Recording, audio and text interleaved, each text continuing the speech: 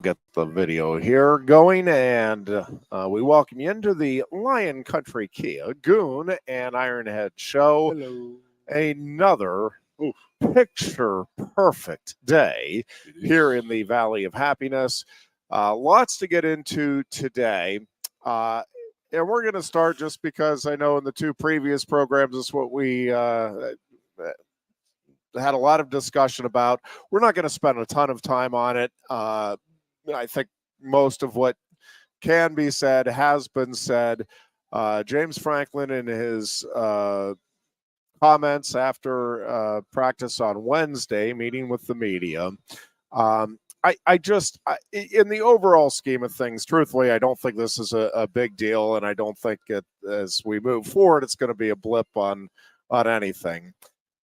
At the same time, I think somewhere, somehow, Penn State has got to figure out PR and how to play the game better.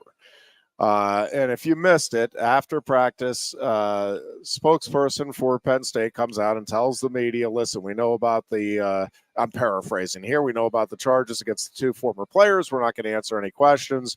We've put out a statement on it, which the statement is basically there's no statement. You can ask anything else of the coach, and here we go. And so Audrey Snyder, who is a terrific reporter, says, hey, when did you know about the incident? And again, paraphrasing, but can you tell us anything? And Franklin steps away from the microphone, kind of a snooty comment by Sports Information or by the spokesperson saying, we have a release out. We told you we're not answering any questions. If you have any further questions, email me and I won't answer them is basically the tone of it. Another question is asked again about the time.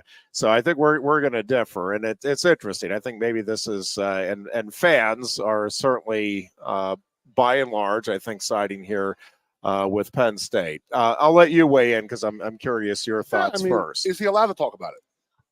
They're pending charges, or the charges were dropped, so there are charges against him, against the two guys.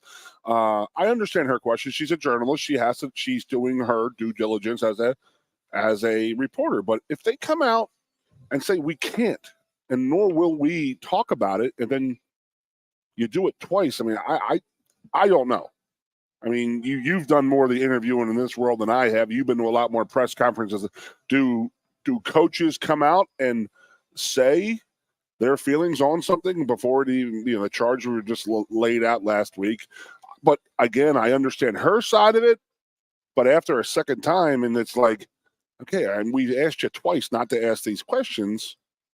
I guess he could have handled it differently, but you can see where he's just getting frustrated by it because he's like, just tell them I'm not going to talk about it. And then the first question is literally, let's talk about it. It's again, to me, I don't know what he's allowed to talk about and not allowed to talk about. This is a court, a societal issue, a court issue. So I don't know what he's allowed to talk about. So yeah, that's where I'm at. Yeah, so here's there's a couple of things. With any press conference, and this is coming from a journalistic background, you as the person setting up or answering questions, or the organization setting up the press conference, the way this works, and this is actually pretty basic, is you don't get to dictate the questions. You don't get to say to the press, no, you don't ask this question. Now, what you do get to do is say, we're not answering that question. You can ask it as many times as you want. I think it was a really bad look. And I would love to know, because my gut instinct is this wasn't James Franklin. And I don't know this, and so you get into, I probably shouldn't even be commenting on it, and I'll grant that. But my suspicion is this was somewhere else in the university or the athletic department telling James Franklin, listen, if you're asked, just step aside. to me, it's just such an easy thing. Hey, I appreciate the question. Obviously, I know you have to ask it. He is the head coach. He is the face of the program. All you need to do is say, hey, I can't talk about it. It's a pending legal matter. I'm sorry, but you need to say it, in my opinion. Okay. I think it's such an easy thing. And I think if you say that, it's basically a non-story.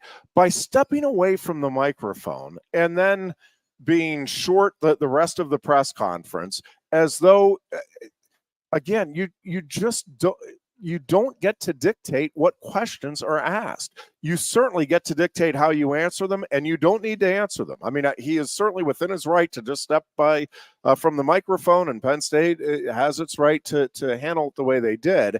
I think it makes them look awful. Yeah. And I think the now fans are, many. I'd be curious if we actually did a poll of the overall fan base, but there are certainly those online that are, I hadn't even seen. I was listening to Chris Buchanani and Kevin Horn coming in. Shameless plug. And there is I guess there's calls for Andre Snyder's press credential to be revoked for asking a question after being told not to ask the question. I want you to just think that through for a second. If you're of that opinion, if you go to the White House and, hey, folks, we know there's, you're right, a horrible thing going on over in Israel, but we're not going to answer any questions. And the White House correspondents all, okay, we won't ask anything about that. It's only the biggest news. I mean, this is, I get, you shouldn't answer it in terms of, well, I think the players didn't do this, and this is the evidence. Obviously, nobody is expecting that to be the case. But to me, and again, this is a media, I guess, driven perspective, but I just think it looks horrible. One, that you're telling people what they can or can't ask. That's not that is propaganda at that point. That is not what the media's role is. Again, you can say, hey, we're not answering the question, but to tell people that you can't ask the question, that it's just, again, to me, a really bad look for the university and the football program. And to have James Franklin, again, he doesn't have to say anything, but he can answer it as the face of the university to a large degree, and certainly the face of the football program. I think it becomes a non-story. And again, I think Chris and Kevin, listening to them, were right. This goes away tomorrow, and it's not a story. But in the 24-hour news cycle, it's not even a story. If he just says, listen, it's a legal matter, that they're not on the team anymore. We're letting the legal system play out, and we're focused on Wisconsin. And if you get the second question, listen, I just answered it. I'm sorry. It's a pending legal matter. We think that should play out in the court system. And to me, then it's a non-story. By stepping away from the mic, by trying to dictate what questions can be asked, again, you make it a story. In the overall scheme of things, if Penn State goes out and takes care of business against Wisconsin, this thing plays out however it plays out. Again, this isn't the end of the world one way or the other. I just think it was a dumb way to handle it, and that's just my opinion. Well, does the issue that he had with the team and the rape at Vanderbilt, where he was called in, he had to go to court over it about a lot of that stuff. I mean, he almost lost his career over something very, very similar. The charges are similar, I should say. And I don't know if he just looks like it's just like a hot button issue with him, and he just doesn't want to be involved with it. I can see it from your side, but I could also see it from his side where maybe he does say something out of line or and it's like, when did you know about it? He answers that question. I don't know. Yeah, but I think you have a scripted answer. I think you have a scripted answer, and I think you have him answer it without answering it. I think it's one of those questions that has to be asked, and it's one of those questions that as the asker, that you're not going to get any meaningful information. Yeah. But to me, it still has to play out. You have to give him the opportunity to answer, and to me, I think you should answer without answering. Yeah. And I think that's the right way to handle it. Listen, it's a legal matter. I don't want anything I say to influence anything one way or the other, so I'm not saying anything in essence. And again, I think you script out a 2 or 3 sentence answer. Anytime anybody asks you anything about it, I'm sorry, this is a legal matter. I'm focused on coaching my football team. We have a big game here Saturday night. We'll let the court system play this out. And that, to me, would have been a much better way to handle this. And I just think I think there's some basic PR here that, and it was kind of Chris Buchanani's point, and Kevin Horn, is you have somebody that is experienced, even if the university is coming to you and saying, listen, just step away from the mic. I would think James would say, listen, let's get just something that we run by the lawyers that legally I can say. But again, just give the statement. I can't say anything. It's a pending legal matter. The lawyers with the university have said we can't comment. Whatever it is, I think you again, 2-3 sentences. You don't say anything, but you say words. I just think, to me, it is a bad look. You have the leader of the football program in the university. To me, the appearance is, well, we're protecting him. He can't comment at all. We'll have a spokesperson, again, not say anything. To me, it is a bad look for the university, bad look for the football program, and a bad look for James Franklin. And to me, it's a completely unforced error. It's just such an easy, sorry, I understand the question. It's a pending legal matter. We can't get involved or say anything. Next question. Next question is about that. I'm sorry, as I said, it's a pending legal matter. We can't discuss anything about it. Next question. What is your opinion? Do you think the university, with our fantastic history of public relations and that type of stuff in the last 20 years. I mean, I really would love to know it. That's my gut instinct, is that he was told not to, but I obviously don't know that. I don't know if they obviously went over the plan, but whether it was Franklin saying, listen, I don't want to be on record as saying anything, so let's try to avoid it altogether. Or whether it was the university coming to him, or whether there was, a discussion about it, and that's what they arrived at. To me, it's just, it's just a bad look, and to me, it's an unforced error, and it's such an easy remedy. Hey, sorry, I can't talk about it. I understand the question, obviously, but we just simply can't comment on it. What's that? Is there a history of bickering between him and Audrey? No. Audrey is one of the best journalists out there. I don't think she's ever done any kind of gotcha pieces or anything like that. She is phenomenal. Even if she had, again, the role of the journalist, maybe we got to explain this to some fans and stuff. The journalists aren't there to be fans. The journalists are there specifically to ask questions, to inform fans and the public. Maybe this is one of the issues that folks think journalists are just supposed to be there to promote the program. That is the communications department of Penn State's job. That is not the journalist's job. Would you have asked if they write a piece that's critical of it, then absolutely, I would have asked it a third or a fourth time. Saying, are you really not going to answer a question about a major case? You're not going to give any kind of a statement? Yeah, I think that was his answer. I would have. I think it's a really bad look. I mean, you can do it. I'm not going to say it's not a bad look. You can do it, and obviously he did do it. I mean, I'm not saying they're within their rights not to do it, obviously. To me, it's a really dumb decision. And I don't know why the decision was made that way. You see it all the time. Coaches, a player that's on the team gets arrested for something. Guys, I'm sorry, we can't comment on it. We're getting information, and but it's now a legal matter. It's just such an easy. You print out something that James can read it. I mean, verbatim, at 2 or 3 sentences. Guys, I can't answer this. It's a legal matter, and I'm focused on coaching my football team. I'm sorry. He doesn't like again, them you can Wednesday be press asked about conferences. as many times as you want, and that's going to be the answer. And I'm sorry. It just What's his normal it's press week? such an easy situation to remedy. Is it Monday is the press conference at the stadium, right? Yep. And then Wednesday post practice. Yep.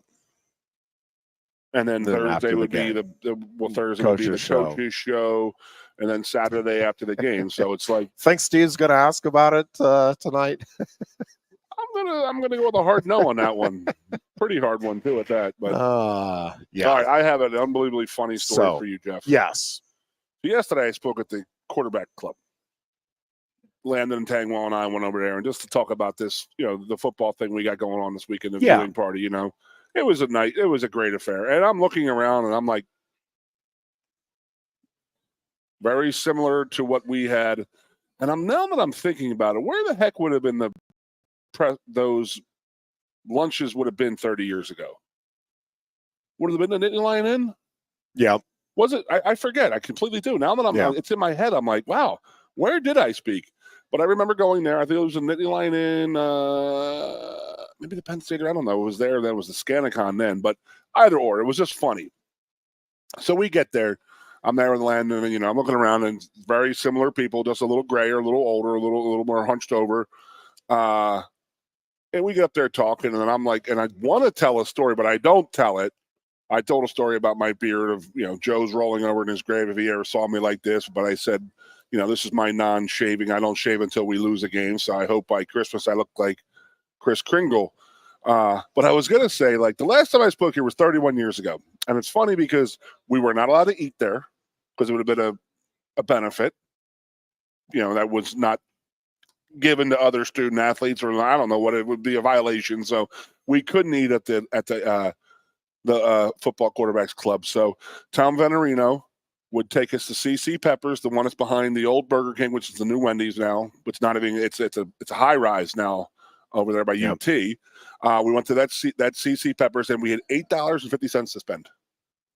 Nothing more, unless you want to come out of your own pocket with it. And then if we spent more or they paid for more, it would have been another violation. And now you're sitting there talking about kids are going there and speaking, and kids are getting their stipends, and they're getting all this money and this and that. And I'm like, 30 years ago. So I was talking to Landon. We went to lunch afterwards, and I was talking to him about it. And he was like, wait a minute, what? I said, dude, we were not allowed to have anything outside of our scholarship. And he's like, what did you guys do for food? And I said, well, you had Pollock Commons from 11:30 in the morning until 1:30 or 2 o'clock in the afternoon, and that was your lunch. And that was the only time you could get lunch. You weren't allowed to go to the hub. We weren't allowed in the hub because we could not use our points. We had certain points we could run, but you could only run like $4.84. Yeah. So anything at the hub that was under $4.84 or whatever, because that would have lunch would have cost at the dining hall. And I said, Leonard, we were not allowed to eat anything outside of the dining hall, and then on our nighttime dinner, and our breakfast was there. So we had 3 meals at Pollock Commons. I get it. I understand that. We were well fed, all this and all that. And he was like, well, what if you guys didn't want to do that? You guys go out and go to the restaurant you want? And I said, yeah, you could do that, but you had to pay for it. He goes, with what? And I was like, we got no money. And he was telling me about how it's set up right now with the above and beyond scholarship money and stuff like that, what their monthly checks are. And I was sitting there, and I'm literally having a hoagie at Troy's Hoagie's house, by the way. You guys got to go there. It's just unbelievable. So we're at Troy's, and I'm sitting there, and I almost lost my whole lunch. Because he was like, well, didn't you guys get checks every month? And I was like, what aren't you understanding? We got nothing. The only check we ever got was in the summertime when you lived off campus and you could sublet a place. They would give you $600 for a 6-week session, $800 for a 2-month session. But that included your food and your rent. Huh. And he was like, what? And I said, yes, dude. And I said, you couldn't eat out anywhere, and you had to use your own money if you were going to do anything, but you weren't allowed to go out and make any money. You couldn't go out and have a job to pay for this or that. And I do say, though, one thing we did get, it was the weirdest thing in the world, but every month we got a check for $44. And that was, I guess, above and beyond money. He was like, you guys got $44 a month. And he's telling me the numbers of what he was getting and is still getting. And again, I almost lost my hoagie on the table because I could not believe the numbers I was hearing. And he just could not get it through his head how much NIL has changed this game. Yeah. And I was like, bro, we could not eat the kibasi and baked beans and salad and the dessert they had at the quarterback club yesterday. We were not allowed to eat that. We had to go to a CC Peppers, and we were held to an $8.50. It could have been $6.50 for all I know. I don't know the times and stuff like that, but it was just funny because he was just like, "You guys really didn't get any money?" And I said, "Do you understand the NIL and how much it affects?" The insanity of not being able to have a job is still, I mean, we talked about it at the time. And the reason that the NCAA gave for it is they didn't want, as if there was no way to regulate it, yeah. Right, that somebody got paid, again, basically for just being an athlete, that, hey, yes, he's our, sales rep for the car dealership, and here's his $5,000 a month or whatever it is, and never sells the car or whatever. But we couldn't be bouncers. We couldn't be like gym trainers. Nothing. Couldn't do anything. How that did not get challenged back then in the courts is actually fairly remarkable when you think about it. That nobody said to themselves, "Hey, you have to allow me the opportunity to go make a living. Like, I can't pay for." We talked about it when we were here, but we didn't know what we could do about it. But my thing was always like, if we're here for 40 hours a week, at least give us just minimum wage. Like, we don't have the physical time to go out, practice, school, lift, run, work out, and then do a job. Yeah. Even if it's a part-time job. I know I worked in the summertime. I worked at the Penn State Tennis Center. Marco and Jeff worked in building the Bryce Jordan Center. You could work in the summertime and make money in this and that, but nothing during your school year, your regular school year, the fall and spring semester. And I was always like, why? Now, they subsidized that. If you remember, there was a Pell Grant, which ended up getting taken away because it was being exploited by universities, a.k.a. University of Miami. Remember that one? What they were doing? Yeah. Well, the guys setting up and giving out the Pell Grant money was getting kickbacks and making sure all the guys got their money, but he was getting kickback on it. Yeah. That's insane. So, and I never understood this, Jeff, and I get it. At the time, it used to infuriate me. And a lot of other guys that I was not eligible to get a Pell Grant. My father and my mother, and they owned a business, and they mortgaged their house. So me and Brandon Noble, Marco's father was a butcher in Long Island and in Brooklyn. So they had jobs. Not jobs, but they had incomes and they had homes and this and that. So we were instantly nothing. Now, I had no problem with my teammates and friends that got it. Jeff Harding's father was a farmer in Ohio. Very much in debt. It were chicken farmers and pig farmers. That's what he was, and they were they didn't have a lot of means. So Jeff would get a Pell Grant every year, and I just never understood that. Why? I get it. I get why they did it for a person like Jeff and a person like Bobby Ingram or so and so or this or that, But then to say that other guys, no, you don't get anything, and then you look at the money that these guys got. They got $2,000 a semester. I'm going to tell you right now, my father and mother could not afford to give me $200 a semester. Yeah. Let alone $2,000. And it was just like, wow, you have, I get it. I understand why, but then I understand why they're getting it, but it's like, okay, but then you're giving it to half the team and the other half of the team because, we weren't eligible to get it. It just personally, it used to drive a lot of the guys crazy because, it was like, okay, you have the same scholarship I do. My parents don't have the means to send me $2,000 a semester. Good for you that you got it. I'm not knocking that at all. But I figured, it's my only communist state, I guess. My only communist theory is if you're going to give it to everybody, should be getting the same amount, in my opinion. That's what we thought back in the day. Because, like I said, like Marco's mom and dad, they give him. My dad gave me $100 a semester, and said, "Make this last." And by the second week of the semester, I was already knocking on my little brother's door, like, "You, dude, you ain't more than $100 if mine's gone." Yeah, I couldn't live on that. So the $44, now I realize what it was. It was for laundry and incidentals that are on campus. So you weren't going to live off of it. So you get your $44 check. You go buy you can go buy the new Alice in Chains CD or the new Pearl Jam CD, and then you get a couple beers at the Skeller, and you were good. There you go. Yep, no date or nothing. But yeah, I get it. But I just thought that was funny. Speaking at the quarterbacks club yesterday, and I said that is, and I didn't bring it up. And I was like, I don't want to. That's sort of a tipping point because now people are asking, to get money for these guys and stuff like that. And which me.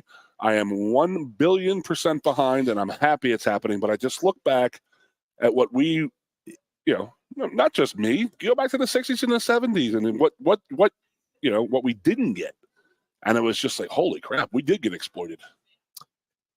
Yeah, and I mean, I'm repeating myself, but it just is so mind-bogglingly stupid that the NCAA had zero foresight to get in front of this. And I've had many discussions. You're right. Because honestly, if they had just done what Joe Paterno and many others, by the way, were suggesting, which is, hey, give a stipend. Let these guys get something for their efforts. Let us, if a close family member has died, let us fly them home for the funeral if they can't afford it. If there was family a fund for that, but to get that, jumping through a lot of hoops. Yes, a lot of hoops, and the NCAA you don't have times to jump through. Correct, and the NCAA would penalize you if you didn't get everything documented ahead of time. Well, if your family member, like, you don't have days and days, and I know they had compliance and they would fill it out quickly, but it was.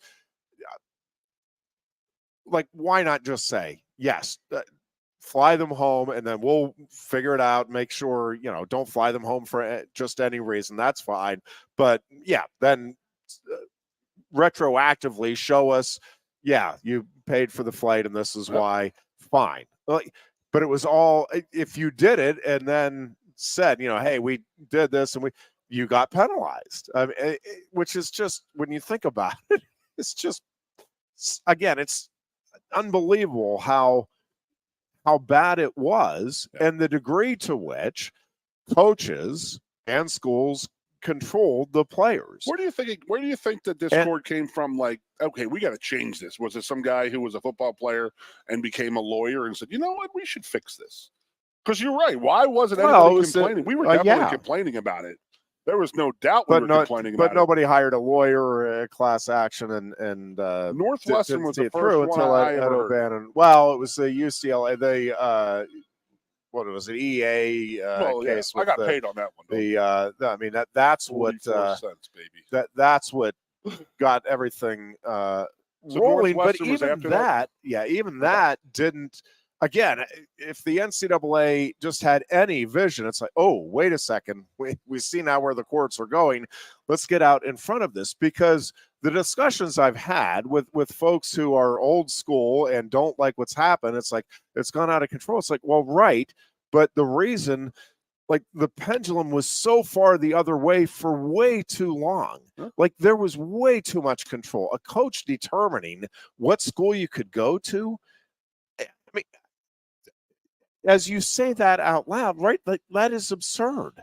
Like, you as a kid, well, go ahead, because it's insane. No, you're talking about, like, in no other discipline do we allow that. A music teacher doesn't get to say, we'll release you to this school, but not to that school. Well, no, I'm sorry, I'm leaving your university, and I'm now going to this university. Sports and music there's about 9 zeros in front of that, behind the numbers we're talking about when it comes to the players were getting zero of that. Makes it even worse that the universities had that kind of control over the so I will give you a case in point, and that is that I'm telling you, and I see my brother on here and he can answer this question too.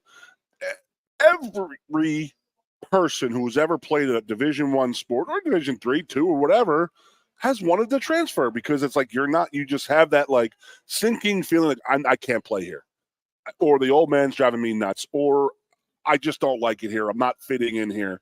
Now, for us to transfer, Joe had to allow it, okay, which was a big no-no. He would not just write people off. And then you had to transfer. You could not transfer laterally, so there was no Big Ten. That was a rule in the Big Ten. Yep. You were not allowed to transfer to any Big Ten school. And the second rule was the only way you could still play without missing a whole year was if you went down a level. So you got one AA Division II and Division III.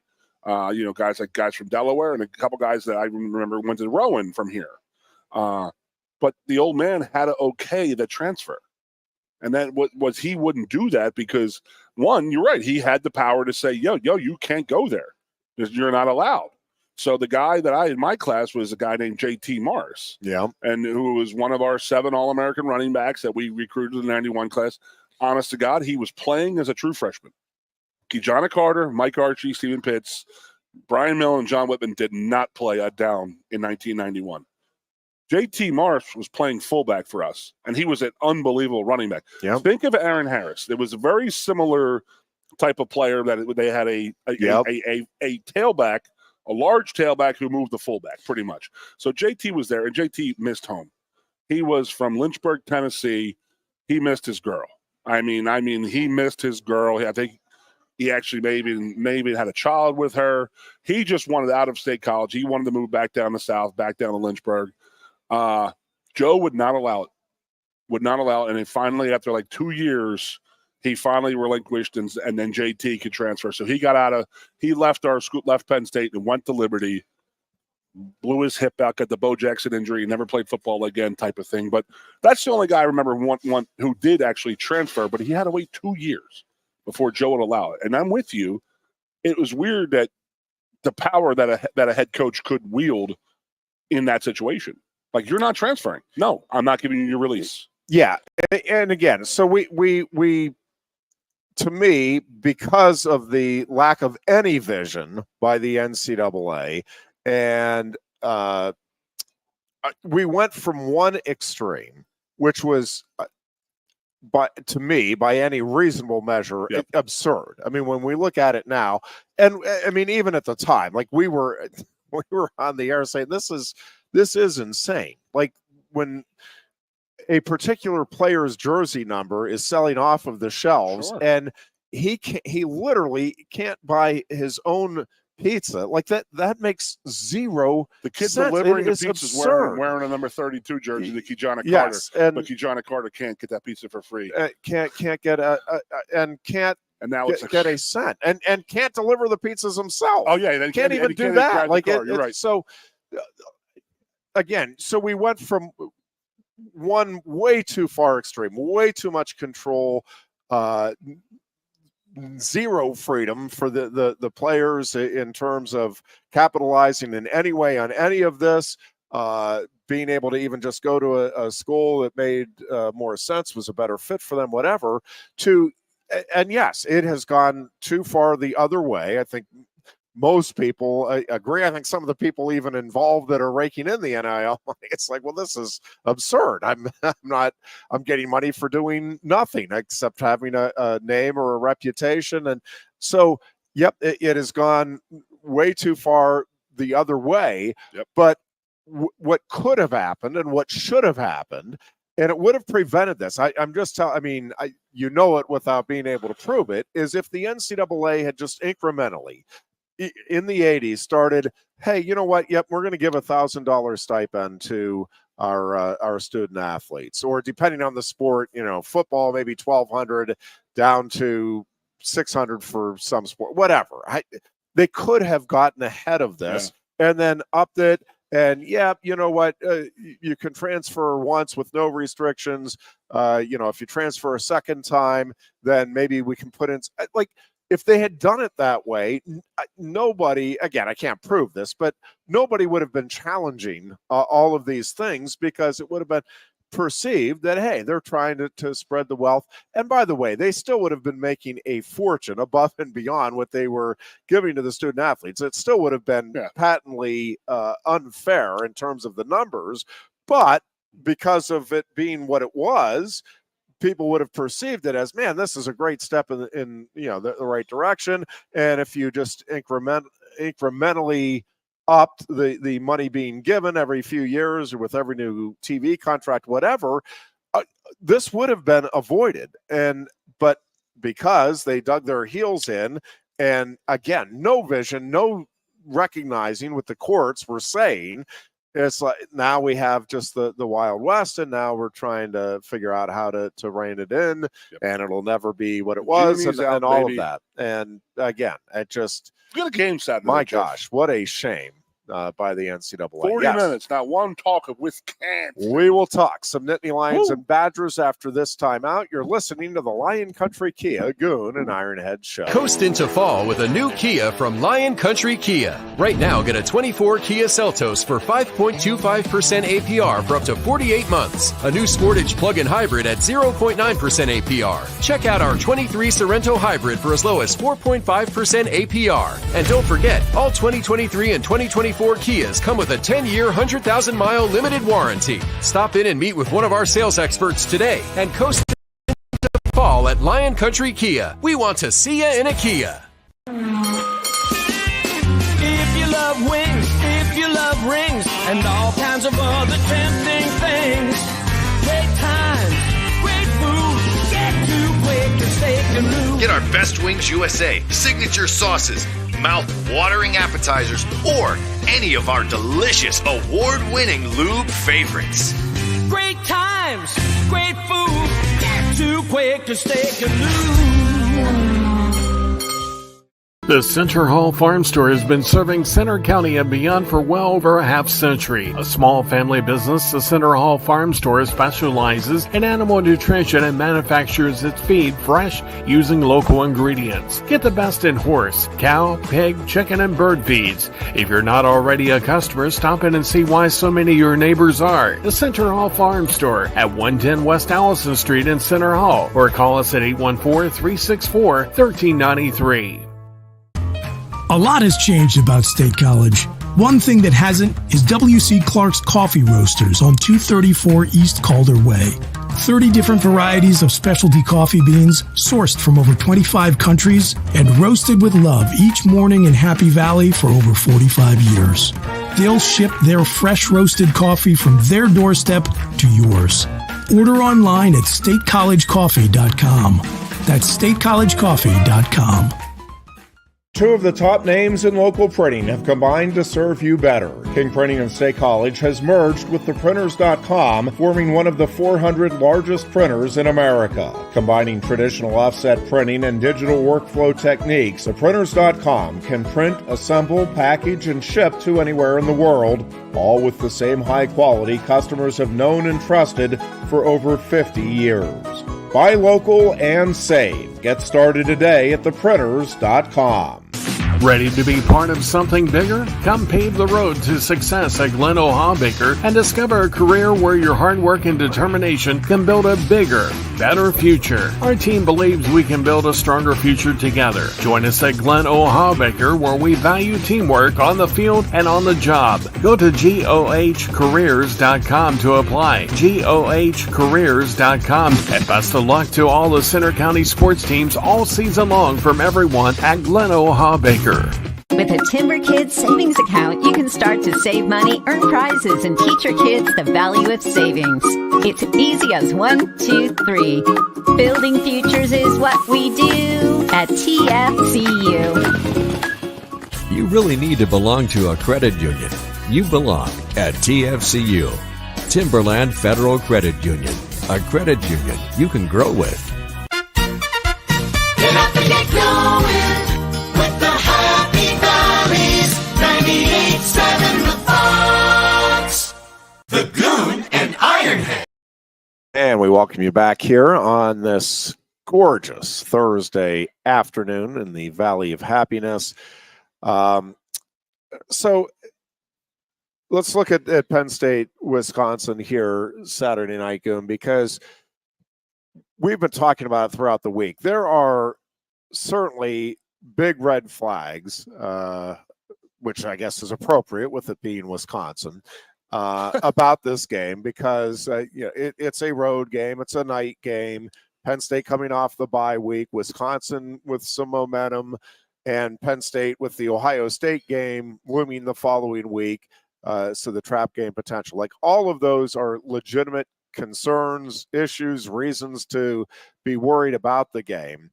But I still keep coming back, and I do think the line is at 6 now, six and a half, 48. So what I think is that at the end of the day, Penn State is still the better team, much like I thought with USC or Illinois earlier in the season, and as we move ahead, Washington and Minnesota. And while all of those things do rightfully give cause for concern about this being a stumbling block game, the things that I am confident about and the reason I feel good about this matchup is, number one, I don't think Wisconsin is that good of a team. They've had some injuries, as we've talked about earlier in the week. This 3-game win streak has been against 3 of the teams that are struggling mightily in the Big Ten here in recent weeks and throughout the season. Again, the injuries have mounted here for Wisconsin, but also from the Penn State perspective, I think this is a mature football team. I think there is good leadership here. I think James Franklin, when he talked earlier in the year about the need to learn without having to learn from a loss, I think they are taking that seriously internally. I think they do buy into the 1-0 mentality, and I really don't think they're looking ahead to Ohio State. I think they understand that Ohio State game becomes in some ways less significant, in other ways maybe more significant if you lose this. But, I mean, you don't want to be in that position, and they know that. But here is, for me, the biggest reason that I remain optimistic about where this program is going to go this season and this particular game is, and I've been on it all season, but I firmly believe Penn State has elite coordinators. I think we are seeing it with Andy Kotelnicki, and I think you're going to see, with the 2 weeks to get ready for Wisconsin, some more wrinkles to this offense. But I also think it's an offense that is going to come out and operate, maybe not right out of the gate. Maybe they got to kick off the rust a little bit after the bye week. But I do think it's going to operate at a high rate of efficiency. I think you're seeing that passing game. Certainly you saw come into its own against USC. But I think even with Tyler Warren, I think I touched on this on Tuesday, I think you're going to see some things off of what is going to be a lot of attention given to Tyler Warren, where maybe you pump fake to Warren and you throw it deep, or you go to another tight end, or whatever it may be. I just think you're going to see some wrinkles. Side and you're going to get a man on your left side, and you got to, Yep, I think you're going to see some wrinkles off of Tyler Warren's epic performance against USC that will open some things up for other players on that offense. And I just think Andy Kotelnicki, over the course of 4 quarters, is going to figure out the best way to attack Wisconsin in this particular game. And I think I have enough confidence now in what this Penn State offense is doing and what the players are able to execute, that if Kotelnicki puts them in good position, that they will be able to go out and execute to win the game. And the same thing defensively. I think Tom Allen is an elite coordinator, and I think has enough playmakers, and you're seeing the linebacking core develop. You're seeing a very good defensive line, very good secondary. And I just, same thing, I think over the course of 4 quarters with this Wisconsin offense, and I know they've kind of found a rhythm here these last few weeks, I just think Penn State will make more plays, more big plays over the course of 4 quarters than they'll be able to, than Wisconsin. I'm going to go a little bit right here on this thing real quick, because with how Indiana's playing right now, what do you think Tom Allen's thinking? That's interesting. Like, if they had just given me 1 more year, I had it. You know what I mean? Or is the Signetti is that much of a difference? And I don't know. I'm not looking for an answer, but I'm like, do you think he's looking at that going, damn, that was I had it going on. You know? Yeah, I don't really, because I think he is excited about what's happening here. I agree with that. And what this program is and what he's able to do with this defense. So I don't think, I mean, maybe at night as he's laying there in bed, he's like, man, he's like, these are the guys this would have been, and they're killing it right now. So, but I do think Cignetti, and this is one of the differences. And I think Tom Allen, again, is an elite coordinator. I think it was a good head coach. I think probably underrated, underappreciated, but I do think Cignetti is a different level of head coach. I mean, you're seeing now his success level. It feels like if he wants to get to the NFL and that's what he wants to do, that he would be able to do that. I think he has that head coaching moxie about him.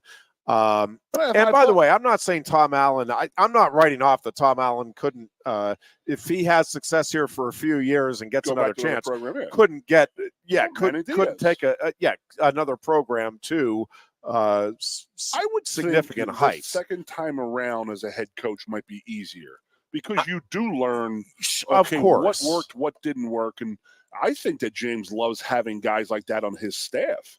I mean, the more head coaches you can have on your staff, the better, in my opinion, as long as they realize that they're not the head coach, because that can always become an issue. But with Tom, I've always said, you think he wakes up in the morning and goes, "Holy crap, look what I have to work with," which versus what I used to have to work with. Yeah. But and great for Indiana, good for them, and I'm sure that Tom is happy for his old university that's doing so well right now, and they are doing well. I saw something Saturday I never thought I'd see. Yeah. And I saw a full stadium in Bloomington. Yeah, well, I mean, my Lord, we played there. I played there and I coached there, and I think it maybe 30,000 total in the 2 games. And it's just a big stadium with the big sides that go up. So it just, when it's not full, it looks really, really, really bad. And I was saying to myself, okay, well, let's see if Indiana shows up in this and that, because I don't know if Indiana has football fans. And sure as hell, I turned that Nebraska game on Saturday, and boom, that place was packed and rocking, man. So, good for Indiana, good for Tom. I don't know what he feels about that. I don't know if he's upset that he was let go or it was like time to move on, but I'm sure he's happy as hell where he's at right now with what he's working with. But yes, he knows how to play Wisconsin, obviously. He's done it in the past, and he's not going to be afraid to go up there. But his guys and offensively, Kotelnicki, it'll probably be his first time going to Wisconsin. But you're 1,000,000% right with the Tyler Warren thing. He's coming off the greatest performance for a tight end in the history of the game, possibly. Yeah. With what he did against USC. By the way, does USC seem like it was 6 months ago? It just not. And then I'm like, no, we've had games in between that, right? And I'm like, no, they haven't. Yeah. It just seems so long ago. Well, and that is, so that want to know mentality. Yep. It is. I've bought into that. I have too. And I think it is so smart in so many different ways. And yes, in so many ways, simplistic also. But it really is. Every game is a season unto itself. And one of the things that I think we get caught up in, and I think anybody that follows football, you do this, is you go to the end of the season, and it's like, well, how in the world did USC beat LSU? Well, USC at that time, in that night, was the better team. And listen, I still think, and this is one of the things that I think it's just sometimes difficult to maybe figure out or wrap your head around, is there are teams that are not as talented, like individual NFL talent, top end talent. They're not as talented, that go out and have wild success, and teams that are tremendously talented that don't have success. And there's all kinds of reasons for it. Injuries play into it, the overall mentality of the team. And sometimes it is as simple. I talk all the time, Goon. Confidence is such a big part of sports. And like USC losing those 3 close games, and then you get in a tough game unexpectedly at Maryland, and you haven't figured out how to win yet, and even against a team like Maryland, and Maryland is not a good team. Nope. They do not have the talent that USC has. They just don't. But Maryland finds a way to win at home, and USC finds a way to lose again. And now, because of that loss, the win by Penn State looks less impressive over USC, and I get it. But part of why I think USC tripped up there against Maryland was because of what Penn State did to them the week before, both physically and mentally. I think the confidence level was way lower. They started losing the lead, and they said, "Here we go again," and they just and so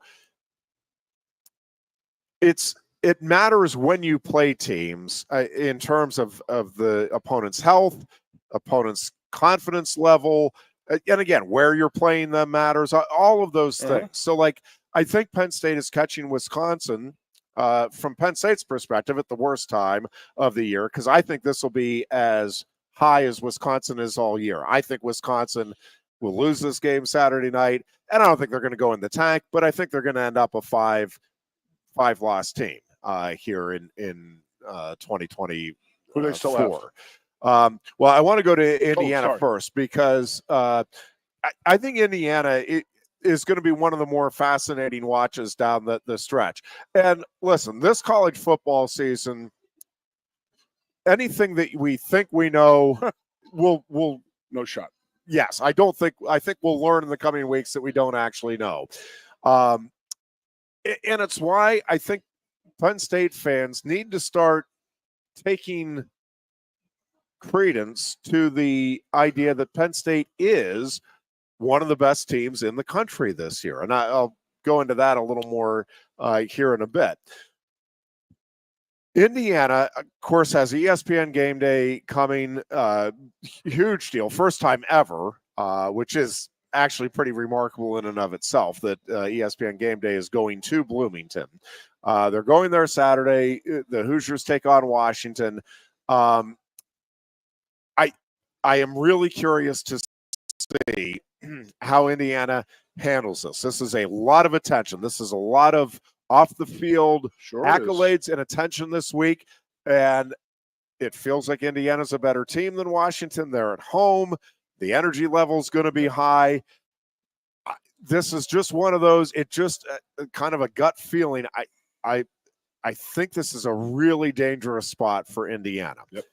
I'll cut you off there real quick. As a former player, and when I was here coaching, you knew when game day was coming. It just had an added feature to your weekend, and you could tell the buzz on campus amongst the students, because back when I was playing, it was just getting around. It was Pony Boy and Corso with Chris Fowler, and it was great, and we loved it.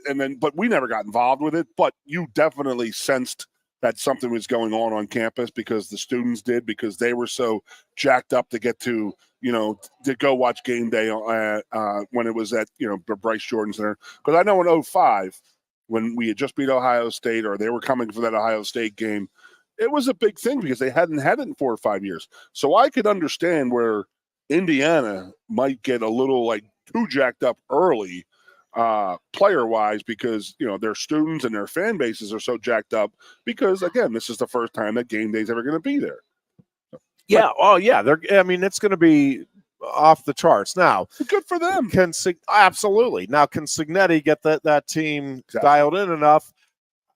I don't know. I'm curious to see. I don't have a great feel for what's going to happen in that game, but it feels like a dangerous one to me for Indiana. When you look at the rest of their schedule, to me, it's like, well, I could see that one going either way. Yep. They're at Michigan State the following week. Right. I'm also going to be really curious to see this Michigan State game and how both of those programs respond in a big one coming up this Saturday.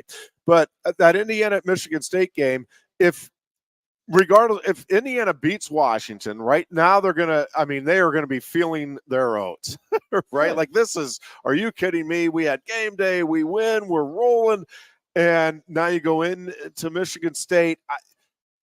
That feels dangerous. And if they lose to Washington, how much does that shake their confidence? And now you're going on the road. So regardless of what happens in that Washington game, that one feels dangerous to me. Then you're back home. Jump in with yep. So you had this big win over Washington, and Washington does not play well on the road, by the way.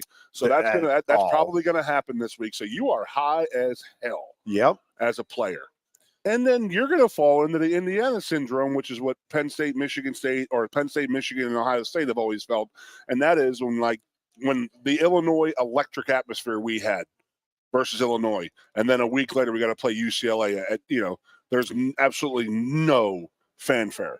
You know what I mean? It was just like, this huge, you're so high, you're sky high after the Illinois game, a night game, whiteout, big win. And then you go against UCLA, who stinks. Not whiteout. Whiteout. Energy. Sorry, I apologize. And then you have UCLA coming in, a noon game. The students aren't there. The people aren't there. There's not that energy in the stadium. So this is what happens when, if you recall, when we used to have big wins, and then you go play at Purdue, or you go play at Indiana, you go play at Northwestern, and you're like, dude, we played at Michigan last week in front of 112,000 people, and now we're in front of 27 at Purdue, or we're 31 at Northwestern. Yep. Now, Indiana is going to come off of this game day being there. Huge game. Place is sold out. Everybody's rocking and rolling. To 1 week later going to Michigan State, and Michigan State might get blown out by Michigan this week, and their fans may not even show up to that game versus Indiana. And where's the energy in that game going to be? Now you got to create your own energy. So Indiana's going to realize what they have done to people for decades next week.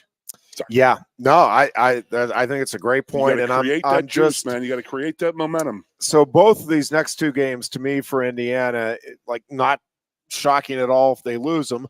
Certainly not shocking if they win both. But then they I'm telling you, I thought Nebraska would have a better shot than they did. I mean, they embarrassed. Yeah, them. I cannot. The Nebraska off. I know it's a freshman quarterback, and you got to ride the ebb and flow a little bit there, but I cannot figure out how that offense, with the talent that it has on that side of the ball, couldn't generate anything at all. I think they were outcoached. I think entire defensively, they were making Raiola dump the ball off because that was his first read, because I don't think that they have Raiola doing the 3, 4, 5 different reads, because he's a true freshman. Yeah. So I think that they have him, like, if we pressure him here, he's going to dump it off here. Because if you watch that game, how many times did he throw that's all he did. Underneath. Literally all underneath. He did. So they're pressuring him. Yeah. Now, that's all Nebraska to get him coached up in that 1 week. So, yeah, or to counter as the game goes along, figure, all right, let's get quick hitters here. Or exactly. So I saw it happen. It happened to us versus Wisconsin in 1995.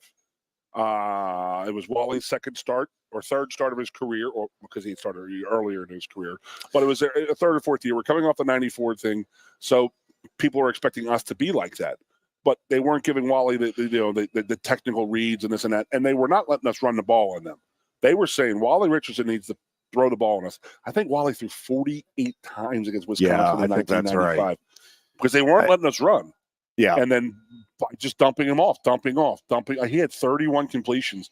It's an all-time high at Penn State for that game, but they were all very, very short completions. Yeah.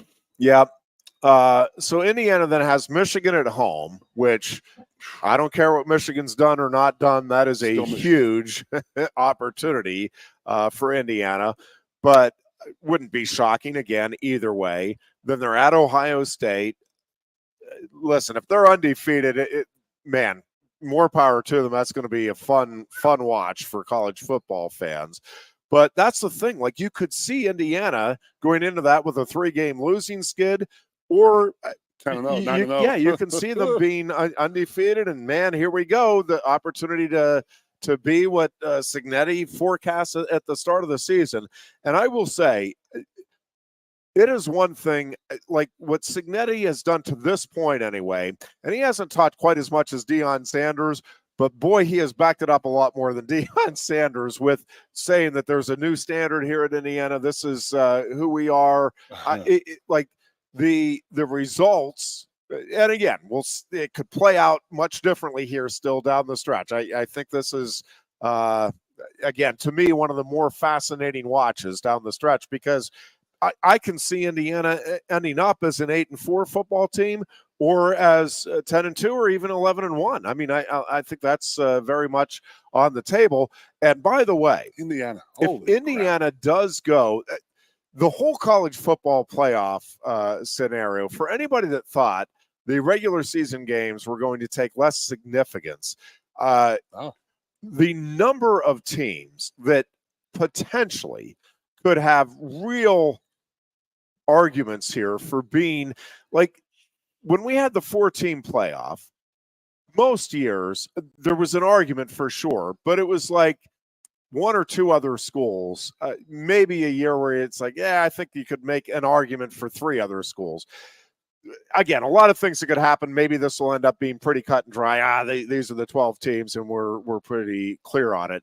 But it feels like we're heading toward like 10 teams that are gonna be left out. It's like, man, I don't know. I think they have a better win than this team that's in, or that loss wasn't as bad as because what is going to be fascinating is if you get some of these teams that are undefeated right now. And by the way, just a quick aside, we talk about the unexpected results this season. I realize it's going to not get a lot of attention on the national front, but one of the actual shocking results occurred last night. I was just going to say college football. It was bizarre. If you're not following, Liberty was one of the 10 undefeated teams in college football, until last night. They were 5-0. And listen, Liberty wasn't heading to the playoffs. Liberty was not going to win a national title, but they were 5-0. Kennesaw State was 0-6. 0-6 versus 5-0. And Kennesaw State won that game last night 27-24. I have not had a chance to look up. It cannot be often, Goon, that this late in the season, like you have 0-2 teams beating 2-0 teams. Yeah. Fairly frequent, and not a ton of it's not the norm, but not shocking. If you have how many times have you gotten to the midway point of the season or later where you have a winless team taking out an undefeated team? I'm guessing it has happened before, but it can't be very often that you have a team with 5 or more wins without any losses, and a team with 5 or more losses without any wins, where the team with the 0-4 takes the dub. I mean, that is crazy. Why did you think that Liberty doesn't have a chance at the playoff? Not now, but before you didn't. Because there's too many other, like Boise State's out there, Army, Navy. I'm not saying they had no shot, but very little chance. Okay, you because there's only going to be one of those conference champions, and I don't think Liberty would be like 5th, 6th on that list of possibilities. I got a question. Is Army? No, excuse me. Is Notre Dame part of that, or are they just their own? No, they're entity? Their own. They're their own. Okay, so it is going to be Army, Navy. The winner of that conference will be the top dog there, Boise State, to see who is going to be. Yeah, and listen, Notre Dame controls its own destiny. So if Iowa State and BYU both get to the Big 12 game, and big if, I don't think that's going to happen, but certainly within the realm of possibility. If they get to that Big 12 championship game, both undefeated, and it's a close game, are you really keeping the Big 12 runner-up out after that type of a season? Are you in the ACC? If Miami and Pitt, or let's say a one-loss Clemson, with that loss being to Georgia, if Clemson, plays Miami in the ACC championship game, and it's a field goal win for Clemson, they both have one loss. You're really keeping Miami out of the playoffs in that scenario. And again, there's a lot of things that this is all hypothetical. We'll see how it all plays out. But then the debates are going to be between a one-loss Big 12 or ACC team, runner-up, potentially. Again, this is going to be the fun of this. Or, again, you could have both of those scenarios play out. Are you keeping out one-loss teams that got to their conference championship games in major conferences. I still say the conference title should not have to play into this season record. When you have 2-loss SEC or Big Ten teams. And listen, Indiana can throw another big wrinkle in this. Again, if you could have, and this is the fun of what can happen here, you could have, at the end of the year, Ohio State, Oregon, Penn State, Indiana, Illinois, all with 1 loss in the conference. Well, who are you? Good luck figuring that out. And they have the tiebreaker procedures that they'll figure that out, who goes to the Big Ten championship game. But then how are you picking among the 3 teams that would have 1 loss in the conference? Now, do I think this is how this is going to play out? No, but it's fun to speculate. And as always, I am rooting for it. The more chaos, the better. You're listening, by the way, to WFXS Pleasant Gap State College, better known as Sports Radio 98.7 The Fox, and we appreciate your doing so. I just got sick to my stomach thinking about something. Yeah. What if we wait 48 years or 50,000 years for this NCAA playoff to start and we get Pitt at home? Which would be great, but I still want a Southern or West Coast team having to come east. Yep. That's just me. We will take a break here. We are back with more. It's the Lion Country Kia Goon and Ironhead show here at Quaker Steak and Lube. Coast into fall with a new Kia from Lion Country Kia. Right now, get a 24 Kia Seltos for 5.25% APR for up to 48 months. A new Sportage plug-in hybrid at 0.9% APR. Check out our 23 Sorrento hybrid for as low as 4.5% APR. And don't forget, all 2023 and 2024 Kias come with a 10-year, 100,000-mile limited warranty. Stop in and meet with one of our sales experts today and coast into fall at Lion Country Kia. We want to see you in a Kia. If you love wings, if you love rings, and all kinds of other tempting things, great times, great food, get to Quaker Steak Lube. Get our Best Wings USA, signature sauces, mouth-watering appetizers, or any of our delicious award-winning lube favorites. Great times, great food, get to Quaker Steak Lube. The Center Hall Farm Store has been serving Center County and beyond for well over a half century. A small family business, the Center Hall Farm Store specializes in animal nutrition and manufactures its feed fresh using local ingredients. Get the best in horse, cow, pig, chicken, and bird feeds. If you're not already a customer, stop in and see why so many of your neighbors are. The Center Hall Farm Store at 110 West Allison Street in Center Hall, or call us at 814-364-1393. A lot has changed about State College. One thing that hasn't is W.C. Clark's Coffee Roasters on 234 East Calder Way. 30 different varieties of specialty coffee beans sourced from over 25 countries and roasted with love each morning in Happy Valley for over 45 years. They'll ship their fresh roasted coffee from their doorstep to yours. Order online at statecollegecoffee.com. That's statecollegecoffee.com. 2 of the top names in local printing have combined to serve you better. King Printing and State College has merged with theprinters.com, forming one of the 400 largest printers in America. Combining traditional offset printing and digital workflow techniques, theprinters.com can print, assemble, package, and ship to anywhere in the world, all with the same high quality customers have known and trusted for over 50 years. Buy local and save. Get started today at theprinters.com. Ready to be part of something bigger? Come pave the road to success at Glen O'Habaker and discover a career where your hard work and determination can build a bigger, better future. Our team believes we can build a stronger future together. Join us at Glen O'Habaker, where we value teamwork on the field and on the job. Go to GOHcareers.com to apply. GOHcareers.com. And best of luck to all the Center County sports teams all season long from everyone at Glen O'Habaker. With a Timber Kids savings account, you can start to save money, earn prizes, and teach your kids the value of savings. It's easy as 1, 2, 3. Building futures is what we do at TFCU. You really need to belong to a credit union. You belong at TFCU, Timberland Federal Credit Union, a credit union you can grow with. WFXS, once again, your sports radio. Broadcasting live, loud and proud from Central PA's Sports Authority, WFXS America. 98.7 The Fox State College. The Goon and Ironhead. We welcome you back in here on this Thursday afternoon and getting you ready for Penn State and Wisconsin here Saturday night, 7:30 kickoff on NBC. And, of course, tomorrow night is also Week 10, the final week of the regular season for high school football. That's ridiculous. And it is unbelievable. We will have Center County Red Zone rolling your way from 7 to 10 tomorrow night. Scott Giese will be the studio host.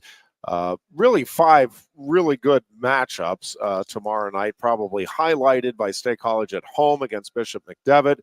Both teams are 8-1 in the season. The only loss for both teams coming to Harrisburg, and both in very tight games, 35-33.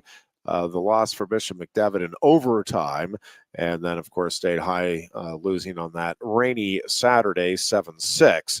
And so this game will determine second place in the Mid-Penn Commonwealth division in high school football on Friday night. But again, we'll have Center County Red Zone following all 5 county teams here on Sports Radio 98.7 The Fox. Also NFL action tonight. The Vikings and the Chargers. Our coverage will get underway at 7:30 this evening here on Sports Radio 98.7 The Fox. And coming up at 4 o'clock, we'll join Jed Donahue and the Pennsylvania Sports Network for, I'm sure, further discussion on Penn State football and the Nittany Lions matchup here with the Badgers on Saturday night. And a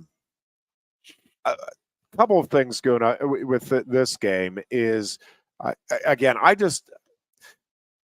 I have a lot of confidence going into it and what I think Penn State is going to be able to do. I do think this will be, I think this is going to play out similar to some other big spots for Penn State, in that Wisconsin is, I wouldn't be surprised if they jump out to the early lead. I think it'll be close at halftime. Wouldn't be surprised if it's tied, or even if Penn State is trailing slightly. I am expecting that as the second half plays out, though, Penn State will separate itself. I don't think it's going to be a blowout victory. I don't think, I hope I'm wrong, and I think that potential is there. I mean, I will not be shocked if we're looking at like a 38-7 win for Penn State. But I think it's going to be more one of those games where, like, boy, it feels like Penn State's in control, but the score isn't quite comfortable. And then Penn State gets a late touchdown, maybe midway through the fourth quarter, and kind of puts the game away. I have it at 31-16, but I think it's going to be right in that neighborhood here on Saturday night. Good. What's that? We're too close. I said 31-10. Yeah. We're pulling away late. There are a few things that scare me. Everybody's talking about the trap game. I get that. Yeah. But tough place to play Saturday night. Very tough place to play.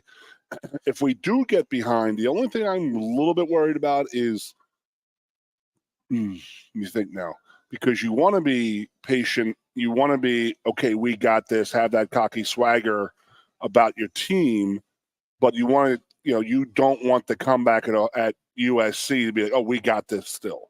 You want to have some sense of urgency through the game where you don't let it get to that point. Yeah. I hope that doesn't happen.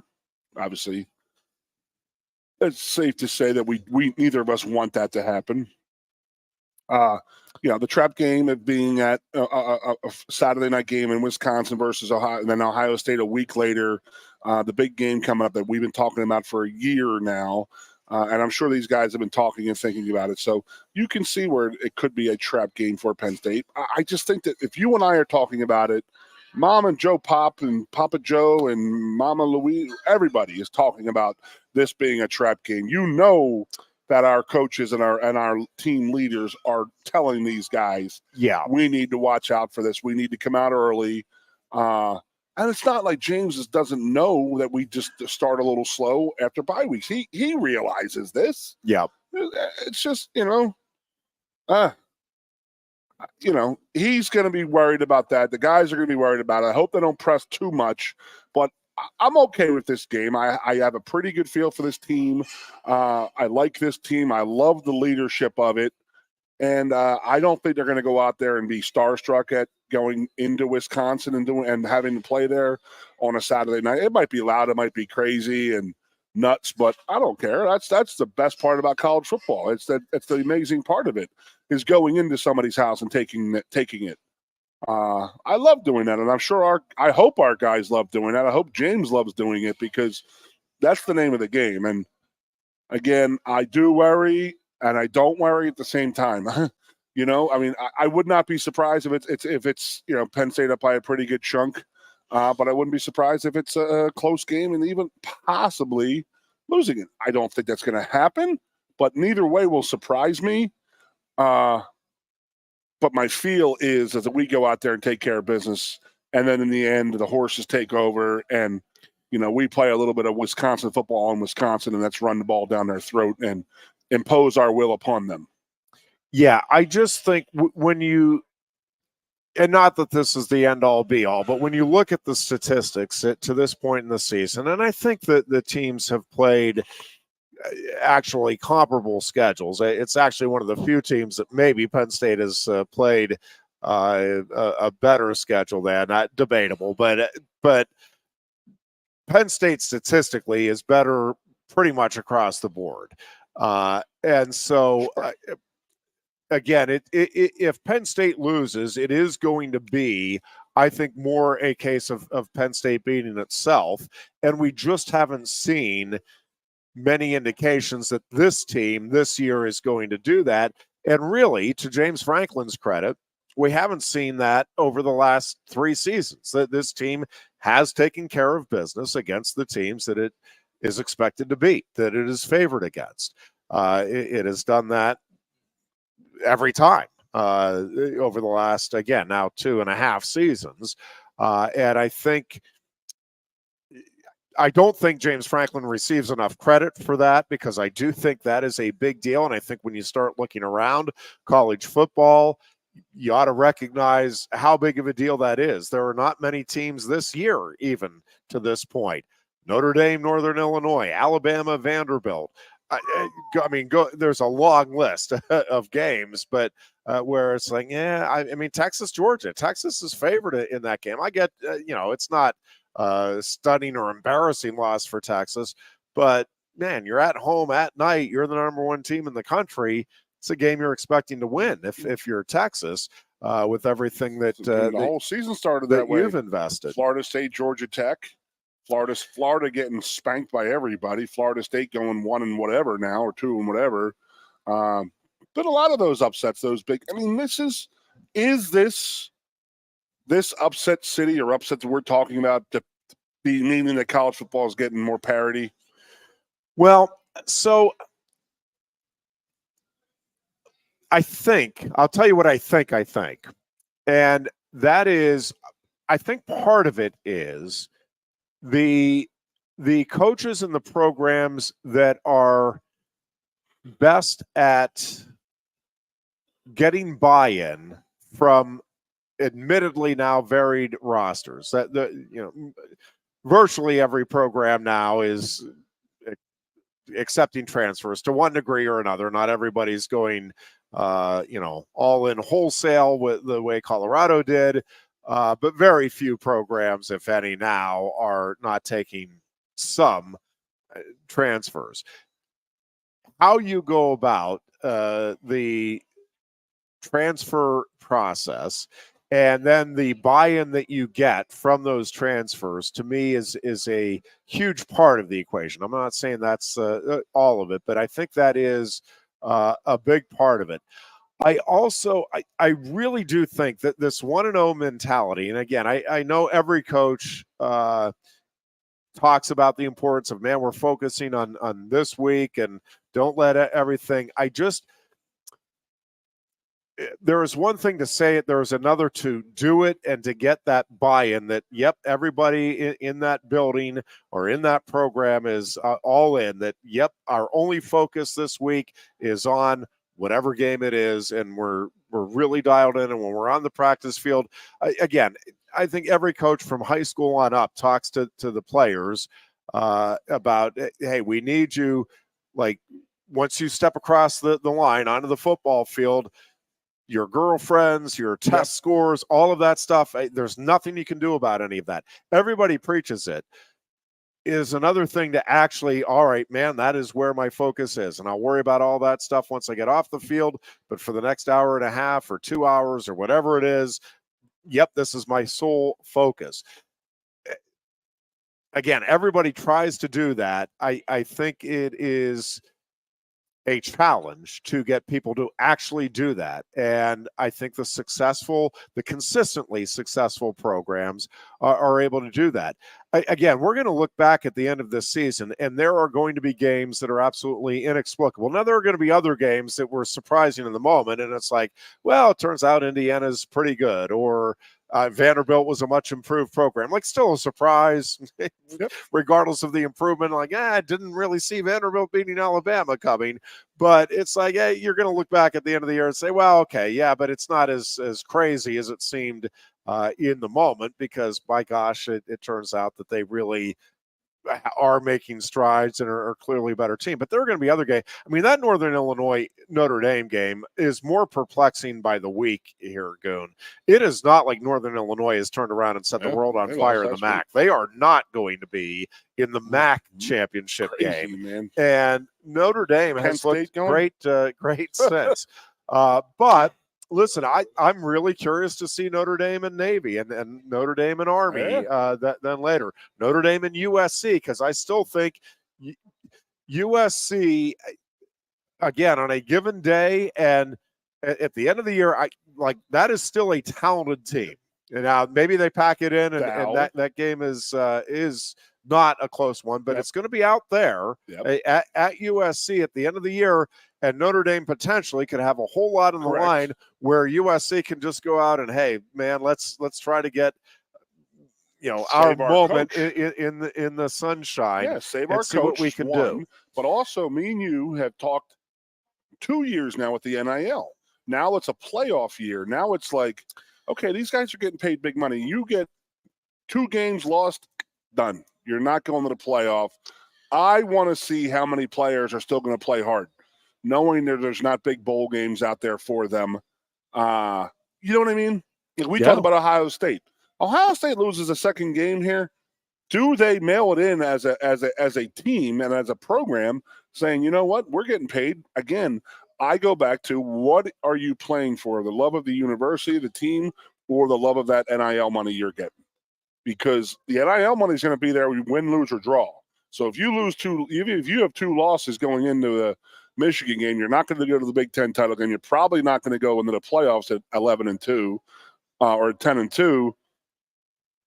Are they playing hard? I know it's Ohio State, Michigan, but I'm just saying in general, a team with 2-3 losses who have no real chance of getting into the playoff, are guys just going to mail it in because they're getting paid as professionals, but they're still young kids. They might be like, hey, I'm not going to go out there and do that.